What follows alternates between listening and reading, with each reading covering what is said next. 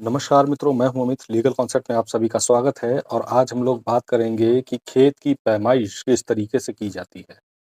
खेत की पैमाइश के लिए हम मुकदमा डालते हैं एसडीएम साहब के यहाँ।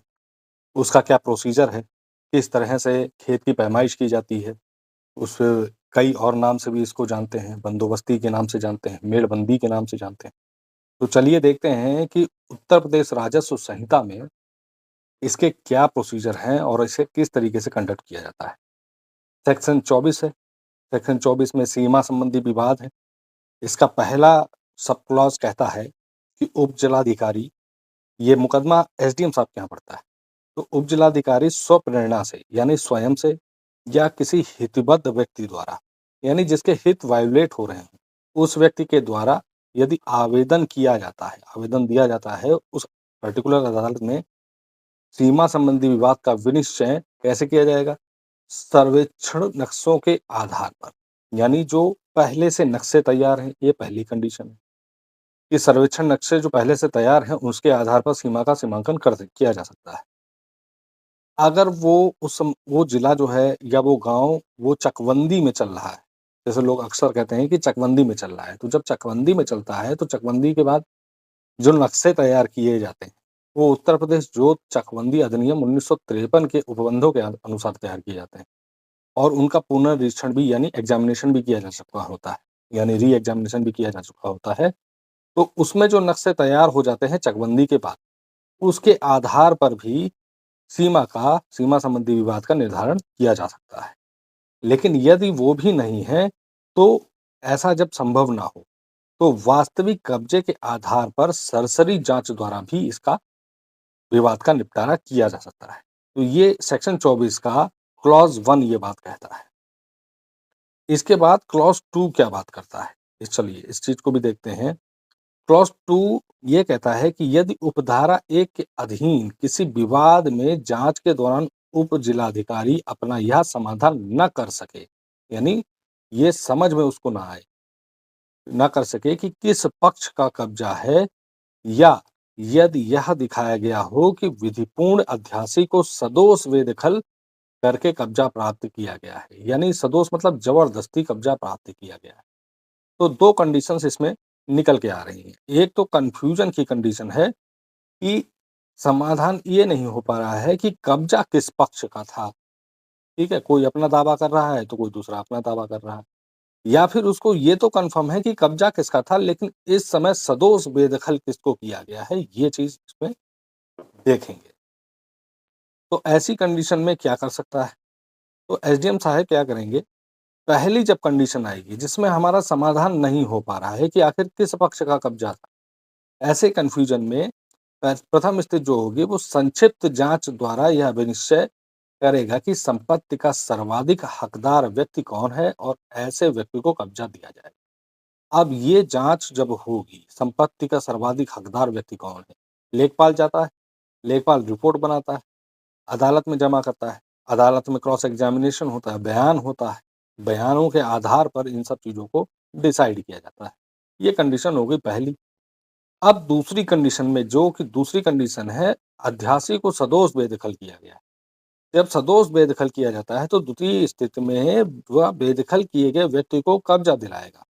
पहली चीज है, जैसे अपोजिट पार्टी जब ज्यादा ताकतवर होती है और पक्षकार उसका मुकाबला नहीं कर सकता है, तो ऐसी कंडीशन में सरकार उसका साथ देती है, तो व्यक्ति को कब्जा दिलाएगा और उस प्रायोजन के लिए अगर बल का प्रयोग करना पड़ जाए तो करवा सकता है, और आवश्यकता हो तत्पश्चात उसके बाद सीमा का निर्धारण तदनुसार कर देगा, पहले की तरह कर देगा। बल का प्रयोग मतलब पूरी फोर्स लेकर जा सकता है, किसी के खिलाफ एफआईआर भी करवा सकता है, बहुत सारी इसमें पावर्स एसडीएम साहब के पास होती हैं। अब सब क्लॉज 3 इस बात को कहता है कि इस धारा के अधीन प्रत्येक कार्यवाही उप जिलाधिकारी द्वारा आवेदन के दिनांक से यथासंभव 3 माह में भीतर समाप्त कर ली जाएगी, यानी इसको सरसरी निगाह का एक मुकदमा कहा जाता है। 3 माह के अंदर, हालांकि ऐसा होता नहीं है, लोगों के कईयों साल तक सेक्शन 24 के मुकदमे पड़े रहते हैं, पैमाइश के मुकदमे पड़े रहते हैं और उसमें कुछ नहीं होता। लेकिन जो कानून कहता है वो यथासंभव 3 माह कह रहा है। यहाँ पर यथासंभव इसीलिए लगाया गया है कि अगर ना भी डिसाइड हो, ये कंपल्सरी कंडीशन नहीं है, लेकिन यथासंभव हो तो ऐसा किया जाता है। अब सपोज दैट एसडीएम साहब, सब क्लॉज 4 ये बात कहता है कि एसडीएम साहब के आदेश से कोई व्यथित हो जाता है, यानी उसको लगता है कि मेरे जो राइट्स हैं, मेरे जो संपत्ति पर अधिकार है, उसका वायलेशन हुआ है, तो ऐसे आदेश से व्यथित व्यक्ति 30 दिन के भीतर, याद रहे 30 दिन लिखा है, 30 दिन के भीतर कमिश्नरी यानी आयुक्त में समक्ष अपील इसके कर सकता है और आयुक्त का आदेश अंतिम होगा। हालांकि इसका जुडिशियल रिव्यू हो जाता है, बोर्ड के अंदर इसका रिव्यू हो जाता है, ठीक है, लेकिन अंतिम आदेश इसको आयुक्त को ही, इसका कमिश्नर का ही माना गया। तो सेक्शन 24 के आधार पर कई सारे मुकदमे पैमाइश के लिए गांव में पड़ते हैं। किसी का खेत खलियान चल रहा है और उसकी मेड़ अगर काट ली है किसी अदर व्यक्ति ने, सपोज दैट ए व्यक्ति का खेत है और बी व्यक्ति ने उसकी मेड़ काट ली है, या उसको डाउट है, अक्सर बरसात बरसात में मेड़े कट जाती हैं, तो डाउट है, तो ऐसी कंडीशन में वो जो है सेक्शन 24 का मुकदमा अपनी तहसील में एसडीएम साहब के यहाँ, इसमें एसडीएम साहब के यहाँ करता है, तो एसडीएम साहब के यहाँ इसका मुकदमा किया जा सकता है। अगर वीडियो अच्छा लगा हो, इन्फॉर्मेशन अच्छी लगी हो, तो प्लीज़ लाइक और सब्सक्राइब जरूर करिएगा। धन्यवाद। नमस्कार मित्रों, मैं हूं अमित, लीगल कॉन्सेप्ट में आप सभी का स्वागत है और आज हम लोग बात करने वाले हैं धारा 25 की, यानी सेक्शन 25 उत्तर प्रदेश राजस्व संहिता 2006 की। इसमें मार्ग अधिकार और अन्य सुखाचारों के बारे में बताया गया। गांव देहात में जो खेत होते हैं, उसमें रास्ते में जाने के लिए किसी कृषक को अपने खेत पर जाना है या चारागाह वगैरह हो, तो उसके रास्ते के जो प्रोविजन है, वे जो होगा जिससे वो जाएगा उस जगह पर, उससे रिलेटेड प्रोविजंस दे रखे हैं। याद रहे, इसमें सार्वजनिक सड़क, पथ और सार्वजनिक भूमि से संबंधित प्रोविजंस नहीं, वो अगले सेक्शन में है। तो चलिए सबसे पहले इस सेक्शन में क्या है इसको पढ़ते हैं। सेक्शन 25 मार्गाधिकार और अन्य सुखाचार। ऐसे मार्ग के संबंध में सार्वजनिक सड़क, पथ, सार्वजनिक भूमि से भिन्न, याद रहे भिन्न लिखा है यहाँ पर, डिफरेंट, जिसमें कोई खातेदार या कृषक, कृषि श्रमिक अपनी भूमि पर या गांव की बंजर चारागाह भूमि पर पहुंच सके, यानी उसकी रीच हो सके, उस जगह पर एक्सेस हो सके, या ऐसे स्रोत या ऐसे जल मार्ग के संबंध में जहां से या जिससे वह सिंचाई संबंधी सुविधा का लाभ उठा सके, कोई विवाद उत्पन्न होने की दशा में तहसीलदार ऐसी स्थानीय जांच के पश्चात जो आवश्यक समझी जाएगी, विद्यमान प्रथा के निर्देश में और समस्त संबद्ध पक्षों की सुविधा का सम्यक ध्यान रखते हुए मामले का निश्चय कर सकता है। वह ऐसे अवरोध को हटाने के लिए निर्देश दे सकता है और उक्त प्रयोजनों के लिए बल का प्रयोग कर या करवा सकता है, ऐसे जैसे आवश्यक हो, और संबंधित व्यक्ति से विहित रूप से अवरोध हटाने की लागत वसूल कर सकता है। अब इसमें टोटल जो प्रोविजंस निकल के आ रहे हैं, उस पर अब एक-एक करके हम लोग की पॉइंट इनके ढूंढते हैं। इसमें कहा गया है कि कोई खातेदार या कृषि श्रमिक अपनी भूमि पर गांव की बंजर चारागाह भूमि पर पहुंच सके, यानी उसकी एक एक्सेस पहुंचे, या भूमि की जगह पर कोई जल स्रोत हो सकता है, ठीक है, जिससे वो सिंचाई संबंधी सुविधाओं का लाभ उठा रहा हो। तो ऐसी कंडीशन में अगर कोई व्यक्ति उसके मार्ग को अवरोध कर रहा है, तो उसके खिलाफ हम तहसीलदार से शिकायत कर सकते हैं। अब तहसीलदार इसमें क्या करेगा? जो भी विवाद उत्पन्न हुआ, उसमें तहसीलदार क्या करेगा? स्थानीय जांच करेगा। स्थानीय जांच के लिए वो स्वयं भी कर सकता है और लेखपाल से भी करा सकता है, ठीक है? तो ये रिपोर्ट होती है। इसके बाद, इसके पश्चात जो आवश्यक समझी जाए विद्यमान प्रथा निर्देशों में। प्रथा निर्देशों का यहाँ पे मतलब क्या है? क्यों कहा गया है प्रथा के निर्देशों में? प्रथा के निर्देशों में इसलिए कहा गया है क्योंकि हो सकता है कि वो रास्ता करीब 100 150 साल से वो काम कर रहा हो। मतलब एक पुराना रास्ता हो सकता है, जो बहुत पुराना हो गाँव के अंदर, ओल्डेस्ट, वो भी हो सकता है। या फिर वो कुछ ही साल से विद्यमान हुआ हो और उससे पूरे गाँव को सम्यक ध्यान रखते हुए, क्या है, समस्त पक्षों, संबद्ध पक्षों की सुविधाओं का सम्यक ध्यान रखते हुए, ठीक है? यानी पूरे गाँव का ख्याल रखते हुए, हित को रखते हुए, वो इस समस्या का समाधान करेगा, क्या करेगा? अवरोध को हटाएगा और जिसने ये अवरोध उत्पन्न किया है, उस पर वो बल की कार्रवाई भी कर सकता है, उस पर पेनल्टीज़ भी लगा सकता है, ठीक है? यानी बल का प्रयोग मतलब एफआईआर भी है, ठीक है? न्यूसेंस फैलाने के लिए एफआईआर भी हो सकती है उसके अंदर। तो चलिए इसको मैप से भी समझ लिया जाए। अब क्या है कि सपोज़ दैट ये कोई सार्वजनिक रास्ता है, याद रहे सार्वजनिक रास्ते के लिए इसमें प्रोविज़न्स नहीं है, ठीक है? और जो चक होती है, चक रास्ता किसे कहते हैं? जो छोटा-सा रास्ता होता है गाँव का जो आने-जाने में इस्तेमाल करते हैं, चारागाह हो गया, बग्गर हो गया, इन जगहों पर इस्तेमाल किया जाता है।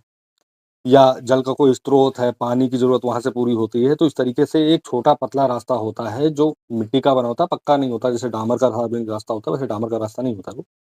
तो अब जैसे सपोज़ दैट कोई ई पर्सन है, ठीक है? ई किसान है।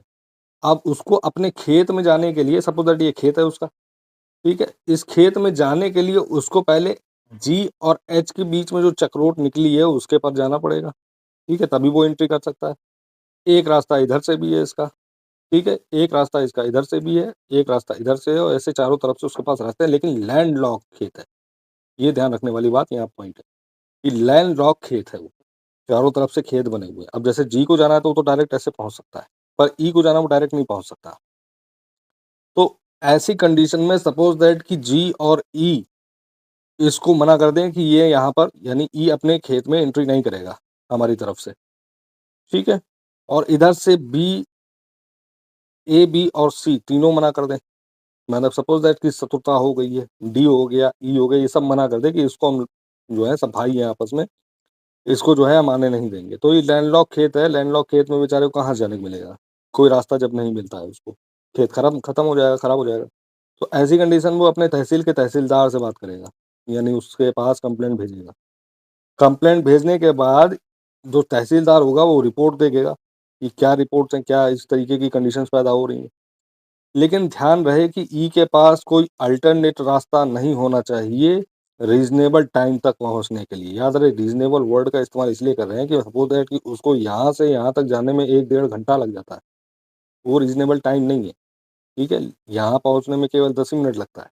तो ऐसी कंडीशन में तो ये मेंटेनेबल है, लेकिन अगर उसका ये रास्ता 10 ही 5 मिनट का है और इधर से ये पहुँच सकता है, इसने कह रखा है कि नहीं तुम हमारी तरफ से पहुँच जाओ, तब ये जो विवाद है, वो सॉर्ट आउट हो सकता है, इसलिए ये मेंटेनेबल नहीं रहेगा, ठीक है?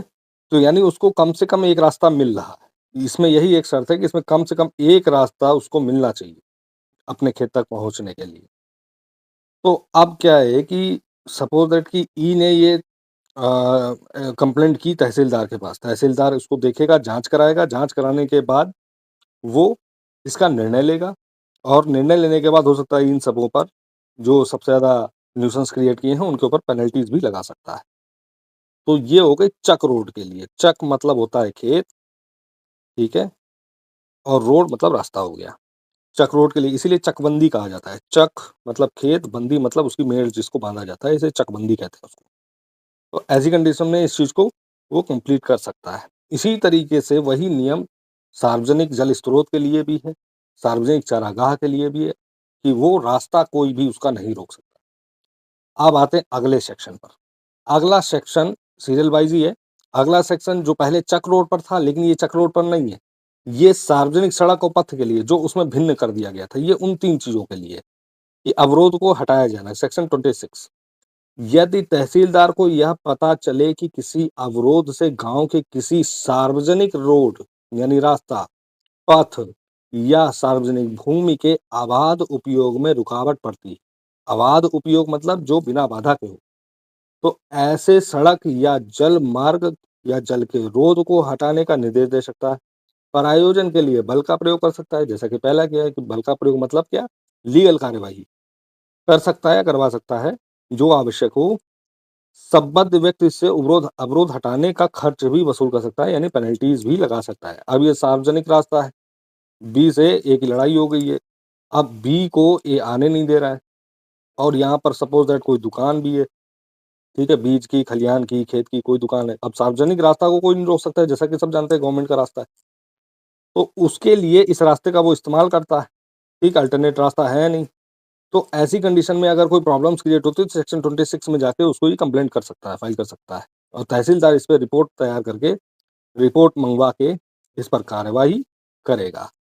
तो ये हो गया सेक्शन 26। अब हम लोग आते हैं सेक्शन 27 में।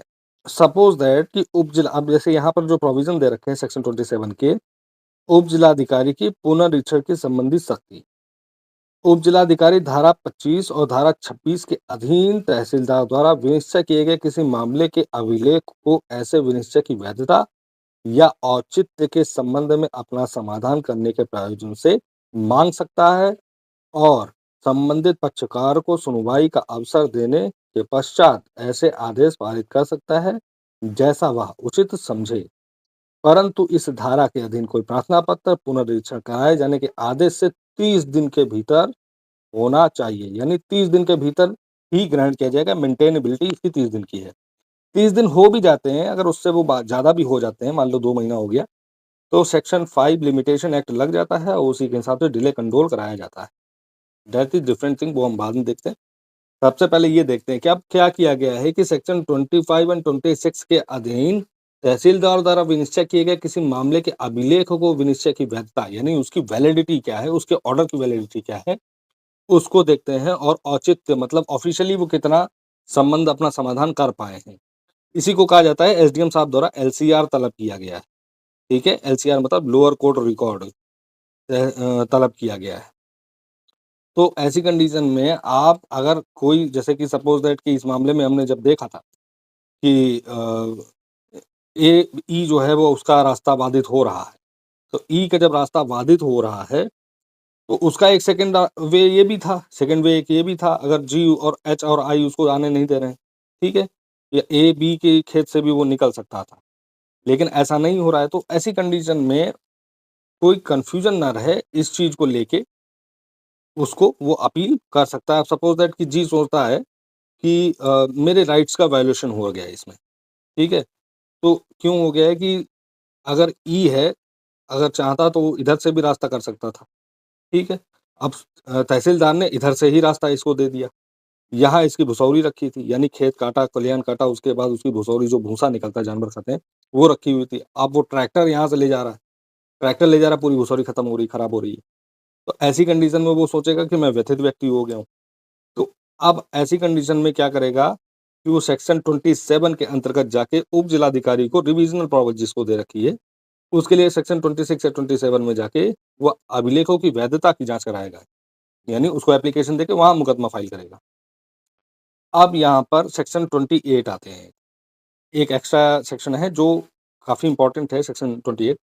आदेश द्वारा सुखाचार आदि के किसी अधिकार को स्थापित किए जाने से विवर्जित न किया जाना और इस अध्याय के अधीन दिया गया कोई आदेश किसी व्यक्ति को सुखाचार के ऐसे अधिकार या रूढ़िगत अधिकार स्थापित करने से विवर्जित नहीं करेगा जिसका दावा वो सिविल वाद द्वारा कर सकता है। यानी यहाँ पर अगर रास्ते का मामला देखिए, रास्ते के मामले में पावर जो होती है वो आम तौर पर सिविल कोर्ट के पास होती है, लेकिन रेवेन्यू मैटर्स में जो पावर होती है वो तहसीलदार और एसडीएम साहब के पास भी होती है। अब यहाँ पर क्या किया गया है कि अगर कोई व्यक्ति इन सब से भी व्यथित है, ठीक है? एसडीएम साहब की रिवीजन पावर से भी वो समझ गया कि नहीं कुछ होना है, तो वो सिविल वाद भी डाल सकता है, क्योंकि ईज़मेंट का सुखाचार का जो क्षेत्राधिकार है वो सिविल कोर्ट के पास भी है। ये ऐसा नहीं है कि ये रेवेन्यू मैटर है, तो ये सिर्फ रेवेन्यू कोर्ट के ही, क्योंकि वो वहाँ पे बार कर देते हैं, तो सेक्शन 206 इस चीज़ को बार करता है कि कोई भी रेवेन्यू मैटर्स जो है वो सिविल कोर्ट के द्वारा नहीं देखा जाएगा। लेकिन यहाँ पर ये बार नहीं करता है। सेक्शन 25 एंड 26 के मामले में इस चीज़ को बार नहीं करता है और कोई भी व्यक्ति जो है वो सिविल कोर्ट भी जा सकता है, वहाँ से भी रेमेडी ले सकता है, क्योंकि ईज़मेंट की power, mainly power civil court की ही होती है। लेकिन रेवेन्यू कोड में भी सेक्शन 26 एंड 25 में इस चीज़ को पावर रेवेन्यू ऑफिसर्स को दे रखी है। तो दोनों ही जगह रास्ते खुले हैं और उसकी अपील भी कर सकते हैं। तो कुल मिला के अगर ये इन्फॉर्मेशन आपको अच्छी लगी हो, तो प्लीज़ चैनल को सब्सक्राइब करिएगा, जिससे मैं आगे भी अच्छे वीडियो बना सकूँ आप लोगों के लिए। Thank you. नमस्कार मित्रों, मैं हूँ अमित, लीगल कॉन्सेप्ट में आप सभी का स्वागत है और आज हम लोग बात करने वाले हैं म्यूटेशन। म्यूटेशन जिसे आम भाषा में दाखिल खारिज के नाम से भी जानते हैं। किसी भी ज़मीन का किसी व्यक्ति के नाम से ट्रांसफ़र किसी अदर पर्सन के नाम पर ट्रांसफ़र होना, यही म्यूटेशन होता है। म्यूटेशन बाय सक्सेशन यानी ट्रांसफ़र बाय सक्सेशन हो सकता है, बाय सेल हो सकता है, बाय गिफ्ट हो सकता है, बाय विल हो सकता है, बाय रिलिंक्विश हो सकता है। ठीक है? कई तरीके हो सकते हैं ट्रांसफ़र के और ट्रांसफ़र हमेशा तहसीलदार करता है। ये मामला कृषक खेती से संबंधित है, चूँकि हम उत्तर प्रदेश राजस्व संहिता की बात कर रहे हैं, तो हम कृषि से संबंधित ज़मीन की बात करेंगे, भूमि की बात करेंगे। आवास से संबंधित ज़मीन की बात नहीं करेंगे। आवासीय ज़मीन वो हो जाती है अगर कोई कृषिक ज़मीन जिसको आवासीय में कन्वर्ट करते हैं, तो उसके लिए पुरानी धारा हम 143 कहते हैं, नई धारा अब 80 हो गई है, तो उसके तहत हमें परमिशन लेनी पड़ती है पहले। हालाँकि हम यहाँ पर अब बात करने वाले हैं कृषक ज़मीन की। तो ट्रांसफ़र हमेशा तहसीलदार करता है, चाहे वो सक्सेशन से संबंधित हो, अगर सक्सेशन डिस्प्यूटेड है तो तहसीलदार ही करेगा और ट्रांसफ़र जो होता है, जो हम लोग धारा 34 के अंतर्गत आवेदन करते हैं तहसीलदार के यहाँ, उसको भी तहसीलदार ही करता है। यहाँ पर कानूनगो का रोल है, उत्तराधिकार के मामले में कानूनगो का रोल है, क्योंकि मामला सक्सेशन से संबंधित है और अगर विवादित नहीं है तो कानूनगो इसके जो खतौनी का रिकॉर्ड है, वो अपडेट करवा सकता है। तो चलिए सबसे पहले ये देखते हैं कि धारा 33 क्या बात करती है। धारा 33 कहती है कि उत्तराधिकार के मामलों में नामांतरण। उत्तराधिकार द्वारा किसी भूमि पर कब्जा प्राप्त करने वाला प्रत्येक व्यक्ति उस हल्के के जिसमें भूमि स्थित है, राजस्व निरीक्षक को ऐसे उत्तराधिकार के संबंध में यथाविहित प्रपत्र में रिपोर्ट प्रस्तुत करेगा। यथाविहित रिपोर्ट प्रस्तुत करेगा, यानी आवेदन आपको करना होगा कानूनगो के समक्ष। जब आप आवेदन करते हैं, तो आवेदन के बाद राजस्व निरीक्षक उसके संबंधित डॉक्यूमेंट्स को देखता है। अब संबंधित डॉक्यूमेंट्स जैसे कोई व्यक्ति अगर मृतक हो चुका है, तो उसका डेथ सर्टिफिकेट होगा। अदर एविडेंसेस होंगे, आपने उसके नाम की खतौनी भी लगानी है, आपने अपनी आईडी लगानी है, सक्सेशंस के बारे में बताना है कि कौन-कौन इसके सक्सेशंस हैं, उससे संबंधित भी बात उसको बतानी होती है।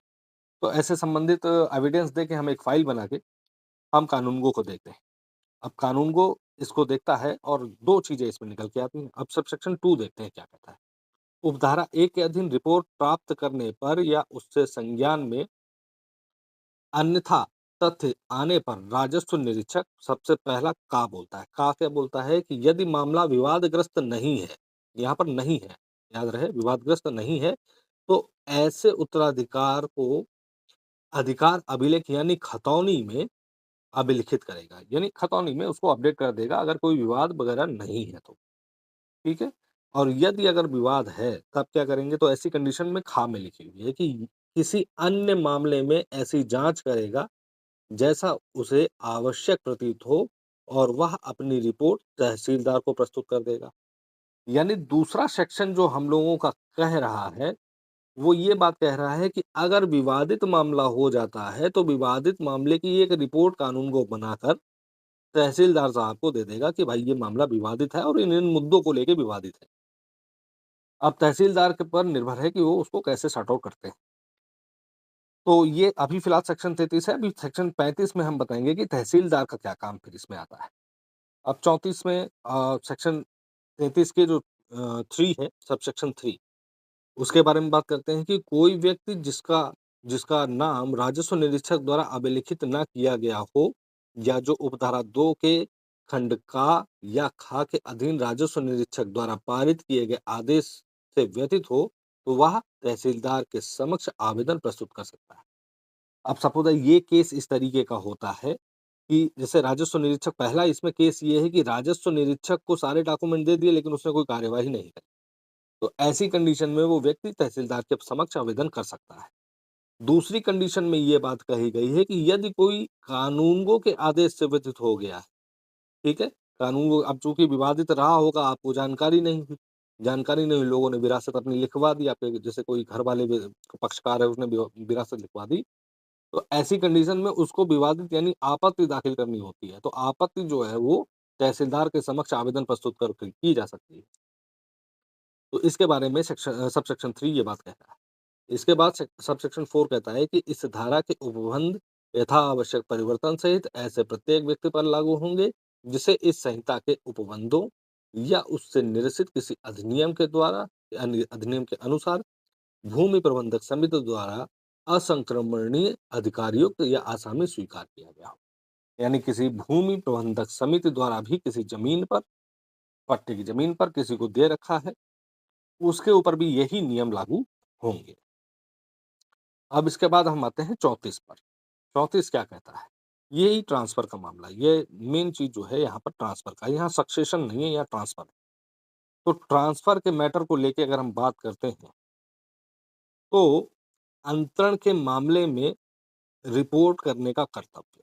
अंतरण के मामले में रिपोर्ट करने का कर्तव्य, सबसेक्शन 1 कहता है कि धारा 33 की उपधारा 3 में निर्दिष्ट किसी अंतरण से भिन्न, यानी सक्सेशन से भिन्न होना चाहिए। अब यहाँ पर मामला आएगा सेल का, गिफ्ट का, रिलिंक्विश का, विल का, ठीक है? सेल जो यानी विक्रय और उस गिफ्ट यानी दान से, रिलिंक्विश यानी किसी एक पार्ट को किसी ने त्याग दे दिया है, रिलिंक्विश मतलब छोड़ देना, उस पार्ट को ही छोड़ देना, और विल मतलब वसीयत। तो इससे भिन्न होनी चाहिए अंतरण के मामले में। अंतरण द्वारा किसी भूमि पर कब्जा प्राप्त करने वाला प्रत्येक व्यक्ति ऐसे अंतरण की रिपोर्ट उस तहसील के तहसीलदार को विहित रीत से देगा जिसमें भूमि स्थित है। अब इस मामले में तहसील में आप जाते हैं, तहसील में जाने के बाद दाखिल खारिज करने का आवेदन करते हैं कि हमने ए व्यक्ति से अब जमीन खरीदी है और हम बी व्यक्ति हैं जिसके नाम पर ट्रांसफर हमें कराना है, ठीक है? तो ऐसी कंडीशन में भी आप ये काम कर सकते हैं, अपना नाम दाखिल खारिज में डाल सकते हैं। दूसरा स्पष्टीकरण इसमें दे रखा है कि इस धारा के प्रयोजनार्थ शब्द अंतरण के अंतर्गत कोई पारिवारिक बंदोबस्त भी है। यानी किसी पारिवारिक बंदोबस्त को भी अगर आप रजिस्टर्ड करवाते हैं, तो ऐसे मामले में आप तहसीलदार के यहाँ ही आवेदन करें। सबसेक्शन 2 कहता है कि राज्य सरकार इस अध्याय के अंतर्गत अधिकार अभिलेख के अंतरण के आधार पर प्रविष्ट कराने के लिए शुल्क का मानक नियत कर सकती है। ऐसी किसी प्रविष्टि के संबंध में देय शुल्क का भुगतान उस व्यक्ति द्वारा किया जाएगा जिसके पक्ष में प्रविष्टि की जानी है। यानी अगर ए व्यक्ति के जमीन को बी व्यक्ति ट्रांसफर करा रहा है, तो उससे संबंधित उस तहसील में जो भी मानक दे रखे हों, जो भी एक नॉमिनल फीस होती है, जो ट्रांसफर की होती है, दाखिल खारिज की होती है, तो ऐसी कंडीशन में वो बी व्यक्ति को जमा करना होगा। ठीक है? इसके बाद अब हम अगले सेक्शन पे आते हैं, सेक्शन 35। इसमें सेक्शन 35 और सेक्शन 33 और सेक्शन 34 दोनों के बारे में, जब विवादित मामला हो तो ऐसे कंडीशन में क्या कर सकते हैं। ये हम वही 33 जब हमने पढ़ा था तो हमने ये बात कही थी। तो अब 35 के मामले में कहते हैं कि अंतरण के मामलों में नामांतरण। सबसेक्शन 1 क्या कहता है? धारा 33 या धारा 34 के अधीन किसी रिपोर्ट या तथ्य की जानकारी प्राप्त होने पर तहसीलदार एक उद्घोषणा जारी करेगा और ऐसी जांच करेगा जैसी आवश्यक प्रतीत हो। यदि मामला विवादित नहीं है, तो वह खतौनी के तदनुसार संशोधन करने का निर्देश दे देगा। ठीक है? यानी सक्सेशन की एक रिपोर्ट पहुंची सबसेक्शन 1 के तहत 33(1) कानूनगो ने रिपोर्ट बनाई, तहसीलदार को ट्रांसफर की, तहसीलदार ने सिग्नेचर किए कि हाँ ठीक है, विवादित नहीं है, ओके, ट्रांसफर कर दीजिए। यानी अधिकार अभिलेख में आप डाल दीजिए। अब सेक्शन 2 की बात हो रही है, जो विवादित मामलों के मामले में। अब क्या है कि गा इस बात को कह रहा है कि यदि मामला विवादित है, ठीक है? दोनों के मामले में कह रहे हैं, 33 के भी मामले में और 34 के भी मामले में। ट्रांसफर हमेशा शुरुआत में ही बताया, ट्रांसफर हमेशा तहसीलदार ही करेगा। तो अब विवादित हो रहा है कि यहाँ पे मामला विवादित है, तो विवाद का निपटारा करेगा और अधिकार अभिलेख यानी खतौनी को तदनुसार यदि आवश्यक हो संशोधन करने का आदेश देगा। अब क्या है कि यहाँ पर अब वो जुडिशियल माइंड का इस्तेमाल करेगा। तहसीलदार के पास विवाद पहुँचता है, विवाद पहुँचने के बाद कई सारी चीज़ें वो पक्षकारों से मंगाएगा। केस की मेरिट देखेगा, उसके एविडेंसेस देखेंगे, रजिस्ट्री देखेगा, ठीक है? कि क्या-क्या चीज़ें सही है, कहाँ पर मिस्टेक हो रही है, जो कन्फ्यूजन क्रिएट हो रहा है या कोई जानबूझ कर परेशान करने का तरीका है। तो ये सब चीज़ें सब तहसीलदार अपने हिसाब से देखेगा। अब 35(2) की अगर हम बात करते हैं, तो उपधारा ए के अधीन तहसीलदार के आदेश से व्यतीत कोई व्यक्ति ऐसे आदेश के दिनांक से 30 दिन के बीच है। इसकी लिमिटेशन 30 दिन है, ठीक है? ज़्यादातर राजस्व के जो मामले हैं उसमें लिमिटेशन 30 दिन है। 30 दिन के भीतर उप जिलाधिकारी को अपील कर सकता है। यानी तहसीलदार से संबंधित कोई अगर तहसीलदार के आदेश से कोई व्यथित हो जाता है व्यक्ति, तो ऐसा व्यक्ति जो है वो एसडीएम साहब के यहाँ अपील कर सकता है। तो कुल मिला के हमने आज से ये समझा कि म्यूटेशन किसे कहते हैं, ट्रांसफ़र किसे कहा जाता है। अगर वीडियो अच्छा लगा हो, नॉलेजेबल लगा हो तो प्लीज़ सब्सक्राइब ज़रूर करिएगा। Thank you. नमस्कार मित्रों, मैं हूँ अमित, लीगल कॉन्सेप्ट में आप सभी का स्वागत है और आज हम लोग बात करने वाले हैं उत्तर प्रदेश राजस्व संहिता 2006 की धारा 67 का। 67 का बैकग्राउंड थोड़ा बता देते हैं पहले, कि जैसे गाँव में बहुत सारे ऐसे लोग देखे होंगे आपने जो अब जिस संपत्ति पे वो रह रहे हैं, उनके पास उनकी उसकी रजिस्ट्री नहीं है। ना ही मतलब कहने का कि कोई टाइटल वगैरह उनके पास नहीं होता है, उसके बावजूद वो वहाँ पर रह रहे होते हैं, मकान बना के रह रहे होते हैं, घर अपना बना के रह रहे होते हैं। तो ऐसे जो लोग हैं, उनको उस ज़मीन पे मालिकाना हक कैसे प्राप्त होता है, इस चीज़ के बारे में आज इस धारा में बताया गया है। तो चलिए देखते हैं, सबसे पहले इस सेक्शन को हम देख लेते हैं। इस सेक्शन में 2 पहले कंडीशंस हैं। इसमें पहली कंडीशंस जो दे रखी हैं, जो कि 1-2 इसमें तारीखें हैं, तारीख 1 29 नवंबर 2012, दूसरी तारीख दे रखी है 29 नवंबर सन 2003। तो 67 का इस बात को कहती है कि कतिपय गृह स्थलों का उनके विद्यमान स्वामियों के साथ बंदोबस्त। सब सेक्शन 1 कहता है कि यदि धारा 64 की उपधारा 1 में निर्दिष्ट किसी व्यक्ति ने इस संहिता की धारा 63 में निर्दिष्ट भूमि पर जो किसी सार्वजनिक प्रयोजन के लिए आरक्षित ना हो, ये शर्त है। यानी कोई भी ऐसी कोई जमीन नहीं होनी चाहिए जो सार्वजनिक प्रयोजन के लिए इस्तेमाल में की जा रही हो। अब यहाँ 2 धाराओं के बारे में बात की गई। एक 64 के बारे में बात की गई। 64 मतलब होता है आबादी स्थलों का आवंटन, जो इस उसमें राजस्व संहिता में दे रखी है। और दूसरी धारा है 63। 63 में ऐसी भूमि जिसे आबादी स्थलों के लिए आवंटित किया जा सकता है। तो 2 धाराओं के साथ एक में एलिजिबिलिटी दे रखी है और दूसरी में भूमि के लिए बताया गया है कि कौन-सी भूमि आवंटित की जा सकती है। सार्वजनिक प्रायोजन में आरक्षित न हो, कोई गृह निर्माण किया हो, ज ऐसा गृह 29 नवंबर सन 2012 को विद्यमान हो, ऐसे गृह का स्थल गृह स्वामी द्वारा ऐसे प्रतिबंधों शर्तों पर विहित किए जाएँ, कृत किया जाएगा। जो धृत किया जाएगा, दैट मीन्स कि इसमें एक दिनांक दे रखी है 29 नवंबर 2012, यानी ऐसा मकान, ऐसा घर जो 29 नवंबर सन 2012 से पहले का बना हो। ये उस भूमि के लिए है जो सार्वजनिक प्रयोजन के लिए आरक्षित नहीं है और ये सरकारी ज़मीन होती है, ठीक है? ये प्रोविज़न सरकारी ज़मीन के लिए है, जो सरकार ने किसी भी सार्वजनिक प्रयोजन के लिए आरक्षित नहीं कर रखी है। फ्रीली पड़ी हुई है, कोई भी इंटरफेरेंस नहीं है। एक तो ये शर्त हो गई। दूसरी शर्त जो सबसेक्शन 2 में दे रखी है कि जहाँ पर 64 की उपधारा 1 में निर्दिष्ट किसी व्यक्ति ने किसी खातेदार द्वारा, मतलब कोई खातेदार है, उसकी ज़मीन पर बात हो रही है जो सरकारी पट्टेदार ना हो, यानी संक्रमणीय भूमिधर हो। कृत किसी भूमि पर गृह निर्माण किया हो और ऐसा गृह 29 नवंबर सन 2000 से पहले को विद्यमान हो, पहले इसमें नहीं लिखा है लेकिन इस तारीख को विद्यमान रहना तो इसका मतलब है कि पूर्व में होना चाहिए।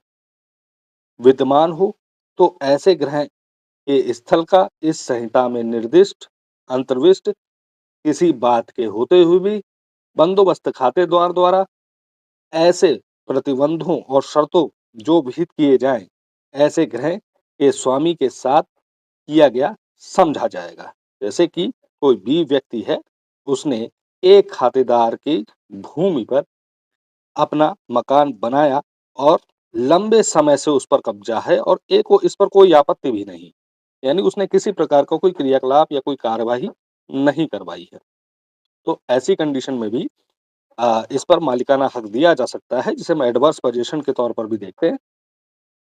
तो स्पष्टीकरण में इस बात को रखा गया है कि उपधारा 2 के प्रयोजनार्थ किसी खातेदार द्वारा कृत किसी भूमि पर 29 नवंबर सन 2000 को विद्यमान किसी ग्रह को जब तक कि इसके प्रतिकूल साबित न कर दिया जाए, उसके अध्यासी द्वारा और यदि अध्यासी एक ही परिवार के सदस्य हों, तो उस परिवार के मुखिया द्वारा निर्मित किया गया मान लिया जाएगा। ठीक है, तो ये कुल मिला के सेक्शन 67 का की शर्तें होती। अब 64 में इन्होंने कुछ पात्रता भी दे रखी है। जैसे कि 64 की पात्रता में जो हम सेक्शन पढ़ते हैं तो उसमें एससी, एसटी, ओबीसी, विधवा, विकलांग और कारीगर के बारे में प्रावधान मिलता है कि इनको वरीयता दी जाएगी। ठीक है? इनको ये वरीयता दी जाएगी कि भाई ये लोग जो है इनको डिक्लेरेशन अगर ये लोग करवाते हैं इस सेक्शन को लेकर, तो इनको जो है एसडीएम साहब के यहाँ अपील करनी पड़ती है।